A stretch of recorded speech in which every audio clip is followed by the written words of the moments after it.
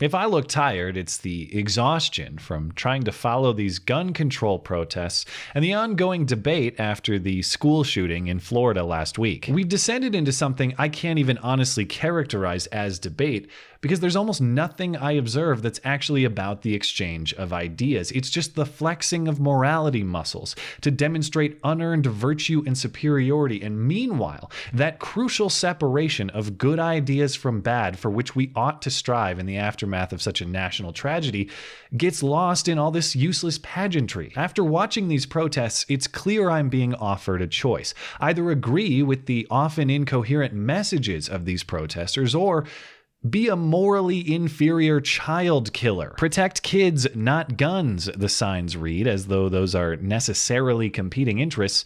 And I can't believe in both safety for children and an individual's right to protect life and liberty for himself and his community. I'm either with them or against them. You're either with us or against us.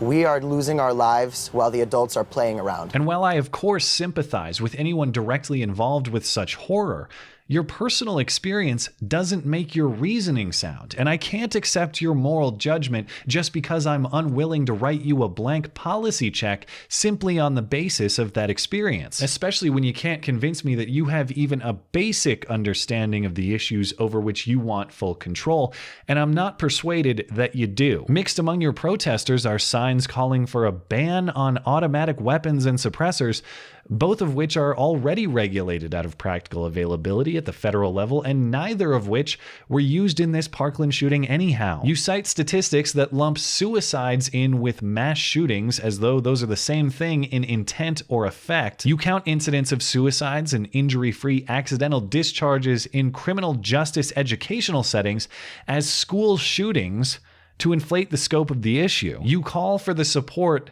of what has already been federal law for 25 years. Your poster girl, from whom we'll hear shortly, thinks it's easy to buy an automatic rifle and concealed carry it. We certainly do not understand why it should be harder to make plans with friends on weekends than it is to buy an automatic or semi-automatic weapon. You do not need a permit to carry a concealed rifle or shotgun. And such is the frustration of this current debate. If you both insist that you have an unquestionable moral high ground and demonstrate a fundamental misunderstanding of the facts at issue, productive discussion becomes impossible. You give me the choice between siding with the facts and accepting the consequence of your moral judgment, or sacrificing the facts in order to appease your emotional whims. Lucky for me, that is a choice I already made. I have long accepted the left's moral judgment over intellectual disagreement. This is just another episode in an ongoing series that ejected me from their team over the last 2 years or so. And this is a frame through which to process a viral interview this week that really frustrates me. It's from CNN's New Day morning program with Allison Camerota interviewing two Marjorie Stoneman Douglas high school students turned gun control activists, Emma Gonzalez and David Hogg, both of whom have been doing media rounds since the incident. And I'm not saying they shouldn't. I'm not saying they don't have a right to speak. I'm not saying any news outlet doesn't have a right to host them. What I am saying is that their minor status and their proximity to a tragedy do not make their claims truthful. They are not some intellectual shield, and nobody should be shamed for scrutinizing their claims. The interview is full of misinformation, and misinformation should be scrutinized, regardless of the source. The exchange starts with heavy criticism for Florida's Senator Marco Rubio. To the politicians that you were talking about, to Senator Marco Rubio, who said after this shooting, you can pass the law, but you're still going to have these horrible attacks. What do you say to him? Yeah, they say that criminals get guns no matter what laws you have in place. That might be true, but we don't have to encourage them to get those guns. We can make it harder, absolutely make it harder, and we can prevent some seriously nasty crimes and some seriously indescribable tragedies from occurring. And if somebody doesn't want to do that at this point, that's pathetic. I would say to Marco that you can't work through divisions. It's absolutely terrifying. The fact that he immediately got up and started talking about how gun control is not the solution. Every answer is the solution at this point because we haven't tried any of them. Okay, one, she granted Rubio's premise before disputing it. Well, it might be true that criminals will do this regardless of the laws. But also the laws will stop the criminals from doing it. And two, I'm not aware of any law that encourages criminals to acquire firearms. Only federal law that not only discourages it, it typically punishes it with multi-year prison sentences. Aside from that, this entire exchange is built upon the premise that Marco Rubio is unwilling to consider any legislative solution to this issue.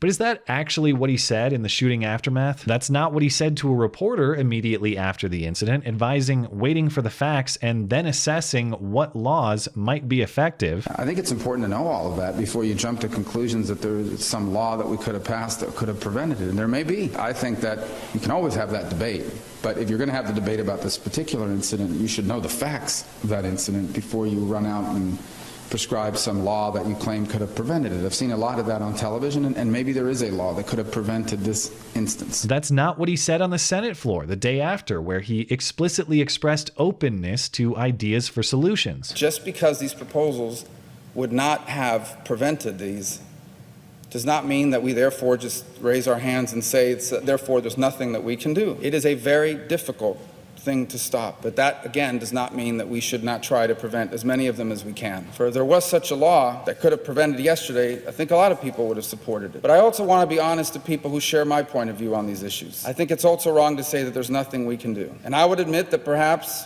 even I in the past, and the way I've addressed this issue or spoken about it, may have come off as dismissive. If your takeaway from Rubio's commentary is gun control won't work and there's nothing we can do, you're not being honest. Next, they move on to the most fashionable current scapegoat, the National Rifle Association. So what do you say to the NRA? Dismantle. Look, I don't have to tell you guys, they give millions of dollars to politicians. They have a very powerful tool. So, I mean, how do you expect politicians who need money to keep running for office to say no to the NRA? Because we keep telling them that if they accept this blood money, they're against the children. They're against the people who are dying. There's no other way to put it at this point. You're either funding the killers or you are standing with the children who have no money. We don't have jobs, so we can't pay for your campaign. Well, I am shocked that you are unemployed, but notice we again hear this line that you must either agree with them or support child murder. We'll get to the rest of the substance in a moment. But did you notice what's going on in the background of this clip? Some good Samaritan out there was trolling CNN, making it look like his dog is driving his pickup. But as much as I applaud that individual, his stunt is still nowhere near the top joke of this segment. I think that award is reserved for these kids' anti-NRA talking points. They continue. And not take money from people that want to keep lessening gun legislation and making it even easier for these horrifying people to get guns. Because if you can't get elected without taking money from child murderers, why are you running? If you can't get elected without taking money from child murderers. Okay, well, I checked the campaign contributions database, and it doesn't allow you to filter donors by child murderer status. It doesn't have that feature.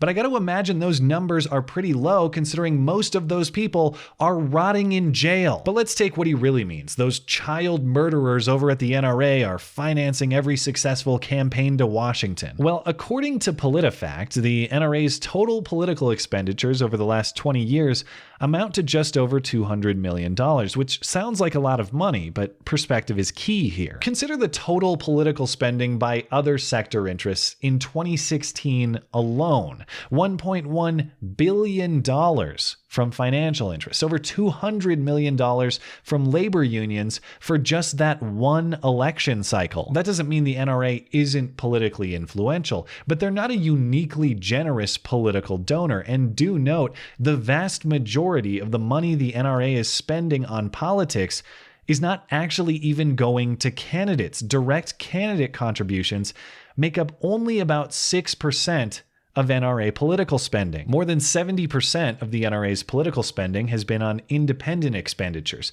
issue ads, which themselves aren't actually endorsed by candidates. They are produced entirely independently of any candidate at all. Marco Rubio, the man they're trying to portray as the bought and paid for NRA stooge, has received only 3.3% of his lifetime campaign donations from the NRA. They don't even crack the top 20 donors to him. So no, they aren't child murderers. And yes, any and all political candidates can and do get elected to office without significant NRA financial support. The last piece of misinformation in this interview is actually more like missing information. These kids never actually articulate the policy prescriptions they want. It's just got to be one of those multifaceted approaches, you know? And we need a multifaceted approach to this extremely complex problem. And you guys better get ready to take some generic action. Please, take action. Ideas are great, but what's more important is actual action and pertinent action. What we really need is action. What we need more than that is action. You need to take some action. I really wish a reporter would ask him, what is the action he's demanding? But of course, if you do that, you might look disagreeable with him. And if you're disagreeable with him, you support child murder. Now look, I don't want to be overly critical with these kids. They have just lived through something I hope no other American teenager ever has to experience. But my only problem is I wish they would grant me that sentiment. I wish these kids would acknowledge that we all share the goal of minimizing this type of tragedy, that we all have good and sincere intentions, only differing ideas of how best to achieve that shared goal. I can sympathize with these kids and everyone involved with the shooting in Parkland on an emotional level, but I will not be shamed or judged or moralized for not accepting that emotional weight as a substitute for fact and evidence and reason in crafting good policy. I don't want to murder kids. In fact, I'd very much like to protect them. I know that may seem hard to believe, but if you can just grant me that one far-fetched premise, I think we might actually be able to start some productive discussion. Thanks as always for listening and for supporting this channel. Always appreciate that thoughtful discussion down below and especially over on Twitter. That is at ML Christiansen. You're always welcome to coming out and chat in my live streams. Those are linked down in the description. Looking forward to it.